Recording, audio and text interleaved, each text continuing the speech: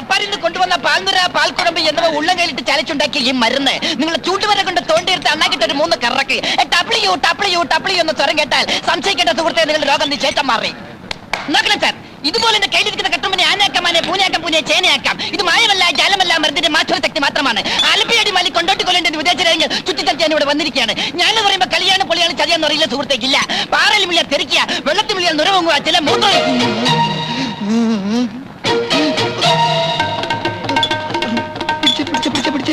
നീ നാവാട്, ഞാൻ മൂത്രം വെച്ചിട്ട് ഇപ്പൊ വരാം. നോക്കണം സാർ, ഇതിൽ മായമില്ല, മന്ത്രമില്ല, ജാലമില്ല.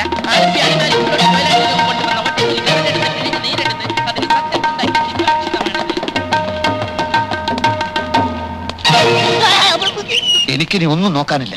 നിന്നെയും കൊല്ലും, അവനെയും കൊല്ലും. നീ കൊണ്ടുവന്ന ഡോക്ടർ എന്റെ ജീവിതം തൊലച്ചടാ, അറിയാവോ? എന്നൊന്നും ചെയ്യരുത്. അവനൊരു വ്യാജ ഡോക്ടറാണെന്ന് അന്ന് എനിക്കറിയില്ലായിരുന്നു. എന്ത്? അറിഞ്ഞപ്പോ അവനോട് ഞാൻ പലവട്ടം പറഞ്ഞതാ, അറിയാത്ത പണി ചെയ്ത് മനുഷ്യനെ കൊല്ലരുതെന്ന്. കേട്ടില്ല. എന്താ ഉണ്ടായത്? ആ വ്യാജനെ പോലീസ് പിടിച്ചോ? വ്യാജൻ? അത് ശരി.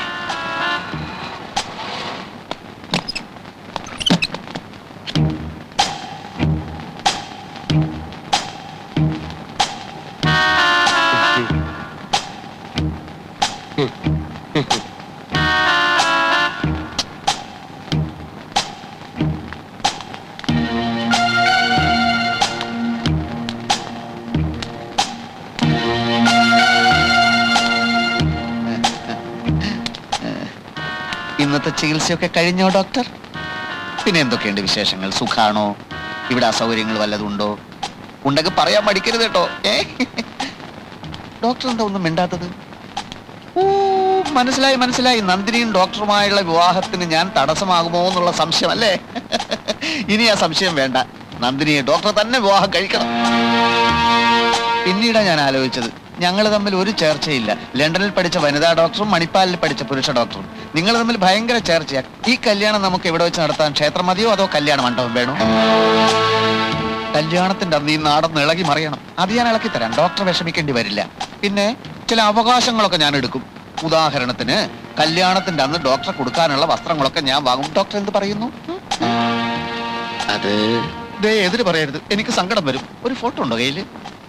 ഫോട്ടോ ഡോക്ടറുടെ പത്രത്തിൽ കൊടുക്കാനാ. ഡോക്ടറുടെയും നന്ദിനിയുടെയും ഒരു അടിക്കുറിപ്പ് ഉണ്ടാവും. Doctor Rajagopal, doctor Nandini. ഇവർ ചിലപ്പോൾ അടുത്ത ആഴ്ച വിവാഹിതരായേക്കും. അങ്ങനെ കൊടുക്കാൻ എന്താ? വിവാഹിതരായേക്കും എന്ന് പറഞ്ഞു കൊടുക്കുന്നതിന് വിവാഹം കഴിഞ്ഞിട്ട് വിവാഹിതരായി എന്ന് പറഞ്ഞു കൊടുത്താൽ പോരെ? അതിൽ പുതുമയില്ല. വിവാഹിതരായേക്കും എന്ന് പത്രത്തിൽ കൊടുക്കുന്നതാണ് പുതുമ.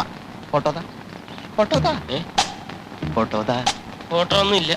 ഫോട്ടോതാ. എന്തായി സാവിത്രി? എന്ത്? നന്ദിനോട് നീ സംസാരിച്ചില്ലേ? സംസാരിച്ചല്ലോ. എന്നിട്ട് അവക്ക് ഏതോ ലൈബ്രറിയിൽ പോണോത്രേ. പിന്നെ ഏതോ ഒരു ഇംഗ്ലീഷ് പടത്തിന്റെ കാസറ്റ് കൊടുക്കണമെന്ന്. കാസറ്റോ? അതല്ല ഞാൻ ചോദിച്ചത്. ഡോക്ടറുമായിട്ടുള്ള കല്യാണക്കാര്യത്തെ പറ്റി സംസാരിച്ചില്ലേന്ന്. ഇല്ല. സംസാരിക്കണമെന്ന് ഞാൻ പറഞ്ഞിരുന്നല്ലേ? പൂവ്. പക്ഷെ സംസാരിക്കണമെന്ന് എനിക്കൂടെ തോന്നണ്ടേ? ഒരു പാവം ചെറുക്കന്റെ സ്വത്ത് മുഴുവൻ തട്ടിയെടുത്തിട്ട് പറഞ്ഞ പോലെ അവനെ ഇവിടെ കാണുന്നില്ലല്ലോ. എന്തിനാ കാണുന്നത്? ഈ വീടിന്റെ അവകാശം കൂടി നിങ്ങൾ എഴുതി വാങ്ങിയില്ലേ? ഒരു കാര്യം ഞാൻ പറഞ്ഞേക്കാം. ഞാൻ മുൻകൈ എടുത്തിട്ടാണ് നന്ദിനിയെ ഡോക്ടറെ കൊണ്ട് കല്യാണം കഴിപ്പിക്കുന്നതെന്നെങ്ങാനും അവനോട് പറഞ്ഞു കൊടുത്താലുണ്ടല്ലോ, ഈ മാധവൻ തമ്പിയുടെ തലസുരമം നീ കണ്ടിട്ടില്ല? ഓ, ഞാൻ ഒരുപാട് കണ്ടതാ. ആ കണ്ടതുപോലെ ഇനി നീ കാണാൻ പോകുന്നത്. എന്ത് കുന്തോ ആയാലും നന്ദിനി അത്ര പെട്ടെന്ന് ഒരു കല്യാണത്തിന് തയ്യാറാവുമെന്ന് എനിക്ക് തോന്നുന്നില്ല. പിന്നെ ആ കാര്യം ഞാൻ നോക്കിക്കോളാം. കല്യാണത്തിന് അങ്ങനെ അവിടെ സമ്മതിച്ചില്ലെങ്കിലുണ്ടല്ലോ അവിടെ കയ്യും കാലും ഞാൻ ചവിട്ടി പിടിക്കും. ആരുടെ കയ്യും കാലാണ് അമ്മാവ? ആരിത്? മഹാദേവനോ? നീ എവിടെ ആയിരുന്നടാ? അതെ, നിന്നെ കല്യാണം കഴിച്ചില്ലെങ്കിൽ നന്ദിനിയുടെ കയ്യും കാലും ഞാൻ തല്ലി ഓടിക്കുന്നു പറയായിരുന്നു. അതൊന്നും വേണ്ടി വരില്ല അമ്മാവ. അല്ലാതെ തന്നെ നമ്മൾ ആഗ്രഹിച്ചതുപോലെ എല്ലാം നടക്കും. ഇങ്ങോട്ട് വന്നേ. ഒരു കാര്യം ചോദിക്കട്ടെ മോനെ മഹാദേവ, എന്താ നീ ഉദ്ദേശിച്ചത്? കടിഞ്ഞാൺ എന്റെ കയ്യിൽ കിട്ടിക്കഴിഞ്ഞു. ഏത് കടിഞ്ഞാൻ? നീ കുതിരയെ മേടിച്ചു? ഒരു എലിയെ പിടിച്ചാൽ പൂച്ച അതിനെ പെട്ടെന്ന് അങ്ങനെ തിന്നു കളയില്ല. കുറേ നേരം ഇങ്ങനെ തട്ടി തട്ടി കളിക്കും. അതൊരു രസാ. ഏത് പൂച്ച? ഏത് എലി? പൂച്ച ഞാനാ. എലി എലി അത് പിന്നെ പറയാം. ഇപ്പൊ പറ മോനെ. വേണ്ട, കാര്യം അറിയുമ്പോ അമ്മാവൻ എന്നെ കെട്ടിപ്പിടിച്ചൊരു ഉമ്മ തന്നില്ലെങ്കിൽ നോക്കിക്കോ. ഒന്ന് പറ മോനെ. പിന്നെ പറയാം. നന്ദിനിയെ അവൾ ഇഷ്ടപ്പെടുന്ന മിടുക്കനായ ഡോക്ടർ തന്നെ കെട്ടട്ടെ. എവിടം വരെയായി അമ്മാവ കാര്യങ്ങൾ? ഇന്ന് കാലത്ത് അവള് പറയാ അവ ഉടനെ ഡോക്ടറെ കല്യാണം കഴിക്കണമെന്ന്. സ്ത്രീധനത്തുക നാളെ തന്നെ ഡോക്ടർക്ക് കൊടുക്കണമെന്നും അവന്റെ വീട്ടിൽ അറ്റകുറ്റപ്പണി ചെയ്യാൻ ഞാൻ എന്ത് ചെയ്യണമെന്ന് പറ കുഞ്ഞെ. ഡോക്ടർ അറ്റകുറ്റപ്പണിയൊക്കെ തുടങ്ങിയോ? അതെന്നെ. ഞാൻ നിന്നെ കുറ്റപ്പെടുത്തുന്നേ എന്റെ വിധിയാണ്. രക്ഷപ്പെടാനുള്ള അവസാന സന്ദർഭവും നഷ്ടമായി. 2 ദിവസത്തിന് നല്ലൊരു തുക കൈ വന്നേനെ, എല്ലാം തൊലഞ്ഞു. ഈ മഹാദേവന്റെ ഉദ്ദേശം എന്താണെന്ന് എനിക്ക് മനസ്സിലാവാത്തത്. നിന്നെ നേരി കണ്ടിട്ടും ഒരു വ്യാജനാണെന്ന ഭാവം പോലും നടിക്കാത്ത എന്ത്? ഏതോ വാഹനം വന്നിട്ടുണ്ട്. ഏയ്, നിന്റെ ഉള്ളിലുള്ള ഭയം കൊണ്ട് തോന്നിയതാ. അമ്മോ, പോലീസ്! എങ്ങോട്ടാ പെട്ടിയൊക്കെ ആയിട്ട് വ്യാജ ഡോക്ടർ? ഒളിച്ചോടാനുള്ള പദ്ധതിയാണല്ലേ? വ്യാജ ഡോക്ടറുടെ കൂടെ വ്യാജ ദല്ലാളും ഉണ്ടല്ലോ. അതും സൗകര്യമായി. ഇവനെ തെരഞ്ഞ് നമ്മൾ ഇനിയും കറങ്ങാതെ കഴിഞ്ഞല്ലോ. രണ്ടുപേരും പോന്നോളൂ.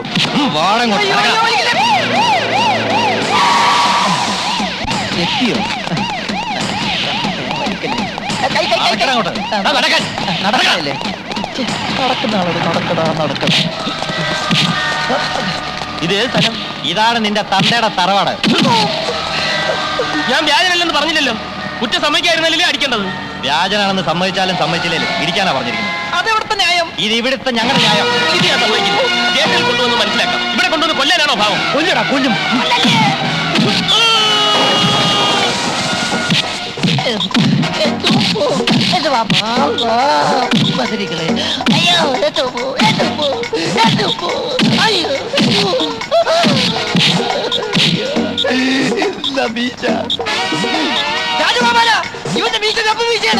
മീശയില്ലാത്ത പോലീസുകാർ മീശ വെക്കണമെന്നാ സർക്കാർ ഉത്തരവ്.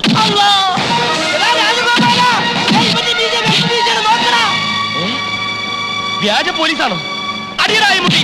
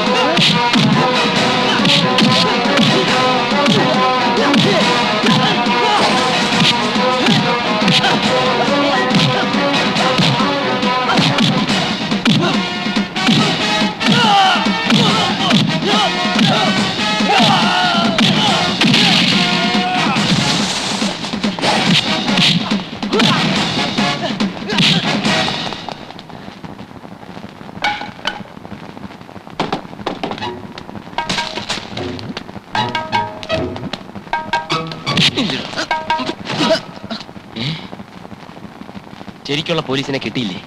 ശരിക്കുള്ള പോലീസിനെ അറിയിച്ചാൽ ഞങ്ങളുടെ ആശുപത്രിക്കല്ലേ ചീത്തപ്പേര്. മാത്രമല്ല, നന്ദിനിയുടെ കാര്യത്തിൽ താൻ എന്നോട് കാണിച്ച ചതിക്ക് 2 പൊട്ടിച്ചു തന്നില്ലെങ്കിൽ എന്താ സുഖം? ഇപ്പൊ സുഖമായോ? പ്രതീക്ഷിച്ചത്ര സുഖമായില്ല. വേഷം കിട്ടിയവന്മാര് പോരാ. ഇനിയിപ്പോ എന്ത് ചെയ്യും? നേരിട്ട് തല്ലണമെന്ന് തോന്നുന്നുണ്ടോ? ആവാം. വിഷപ്പാമ്പുകളെ ഞാൻ കൈകൊണ്ട് തൊടാറില്ല. എങ്കിൽ ഞങ്ങൾ ഇനി എന്ത് ചെയ്യണം? 2 പേരും കൂടി നേരത്തെ ചെയ്ത മരുന്ന് കച്ചവടമല്ലേ, അത് തുടരാലോ. അല്ലെങ്കിൽ മറ്റേതെങ്കിലും സ്ഥലത്ത് പോയി ഡോക്ടറെ ജോലി തന്നെ നോക്കാം. പക്ഷെ ആ കൂട്ടത്തിൽ പെണ്ണുങ്ങളെ കറക്കുന്ന പരിപാടി ഉണ്ടല്ലോ, അത് വളരെ ക്രൂരമാണ്. മാനസിക പീഡനമാണ് ഏറ്റവും വലിയ പാപം. മിസ്റ്റർ മഹാദേവൻ, ഞാൻ പറയുന്നൊന്നും നിങ്ങൾ വിശ്വസിക്കില്ലെന്ന് എനിക്കറിയാം. എങ്കിലും പറയാ, ആശുപത്രിയിലെ സിസ്റ്റർ നിർമ്മലയെ ഞാൻ സ്നേഹിച്ചു. ഞാൻ ആരാണെന്നറിഞ്ഞിട്ടും അവൾ എന്നെ വെറുത്തില്ല. നന്ദിനി ഒരിക്കലും എന്റെ മനസ്സിലുണ്ടായിരുന്നില്ല. നിങ്ങളുടെ അമ്മാവൻ എനിക്ക് കുറെ പണം തരാമെന്ന് പറഞ്ഞ് നിർബന്ധിച്ചപ്പോ ഒരു ചെറിയ നാടകം അവിടെയും കളിച്ചെന്നേ ഉള്ളൂ. അമ്മാവൻ നിർബന്ധിച്ചു? സംശയമുണ്ട്. അയാൾ മഹാ താപ്പാനെയാ. എന്നെ വെച്ച് പണം കൊയ്യാമെന്നുള്ള മോഹമായിരുന്നു അയാൾക്ക്. എല്ലാം എനിക്കറിയാം. നിങ്ങളെ അയാൾ കുരങ്ങ് കളിപ്പിക്കും. ഞങ്ങൾക്കും കുറെ മനുഷ്യത്വം കൊണ്ട് സാറേ. ഞങ്ങൾക്ക് വേണ്ടി മാത്രമല്ല ഇങ്ങനെയൊക്കെ ശ്രമിച്ചു നോക്കിയത്. മറ്റാശ്രമില്ലാത്ത ചിലർ കൂടി വേണ്ടിയാണ്. പക്ഷെ തോറ്റുപോയി. ദേവി അത് വിശ്വസിക്കണം. ഒരു കാര്യം എനിക്ക് മനസ്സിലായി. ജയിക്കുന്നവർക്ക് മാത്രമുള്ളതല്ലേ ലോകം, തോൽക്കുന്നവരുടെയും കൂടിയാ. ഇനി നിങ്ങൾക്ക് ഞങ്ങളെ ലോക്കപ്പിലാക്കാം, അല്ലെങ്കിൽ ഞങ്ങൾ തന്നെ നേരിട്ട് ചെന്ന് പിടികൊടുക്കാം. എന്തു വേണം? പറയണം സാർ. ലോക്കപ്പിലാക്കാനൊന്നും എനിക്ക് ഉദ്ദേശം ഉണ്ടായിരുന്നില്ലെന്ന് ഞാൻ പറഞ്ഞല്ലോ. എങ്കിൽ പൊയ്ക്കോട്ടെ. ദൈവാധീനം കൊണ്ട് ആശുപത്രിക്ക് ഞാൻ കാരണം ഒരു കുഴപ്പം ഉണ്ടായിട്ടില്ല. ഇനിയും അങ്ങനെ തന്നെ ആവട്ടെ. Good bye. ഡോക്ടർ, ഡോക്ടർ എന്തിനാ കളിയാക്കുന്നത്? സോറി, വിളിച്ച് ശീലിച്ചു പോയതല്ലേ. അമ്മാവൻ ഇപ്പോഴും കാര്യങ്ങളൊന്നും അറിഞ്ഞിട്ടില്ല. അതുകൊണ്ട് അതുകൊണ്ട് തന്നെ ഈ നാടകത്തിന് തിരശ്ശീല വീഴാറായിട്ടില്ല.